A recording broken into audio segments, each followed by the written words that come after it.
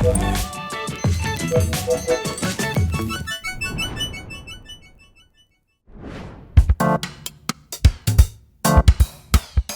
हमेशा सुना होगा कि माँ का दूध बच्चे के लिए बेहद ज़रूरी है, ये अमृत का काम करता है।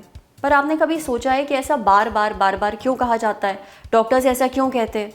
इसके बारे में हमें बताया डॉक्टर लवलीना नादिर ने। ब्रेस्ट फीडिंग से माँ और बच्चे दोनों को फ़ायदा होता है। पहले बात करते हैं बच्चे को क्या फ़ायदा होता है। ब्रेस्ट मिल्क एक संतुलित पौष्टिक आहार है। इसमें एंटीबॉडी और एंजाइम होती हैं जिससे बच्चे की बीमारियों से लड़ने की क्षमता बढ़ती है। बच्चे की इम्यूनिटी बेहतर होती है। इससे बच्चे का वेट हेल्दी रहता है।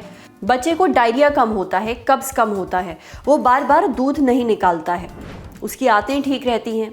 सर्दी, खांसी, निमोनिया, वूपिंग कॉफ ऐसी चीज़ें कम होती हैं। कान का इन्फेक्शन भी कम होता है। बच्चों में ओबेसिटी नहीं होती, साथ ही वो बीमार कम पड़ते हैं। उन्हें एलर्जी कम होती है।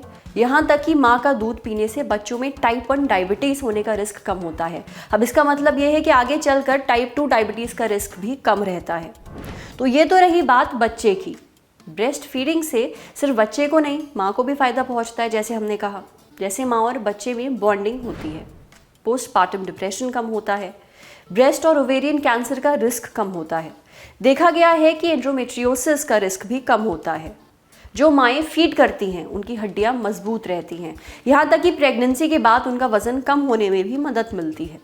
वाह, इतने सारे फायदे बताए हमें डॉक्टर लवलीना नादिर ने। शायद इसीलिए ही इतना जोर दिया जाता है कि कम से कम 6 महीनों तक तो बच्चों को माँ का दूध ही पीना चाहिए। समझे?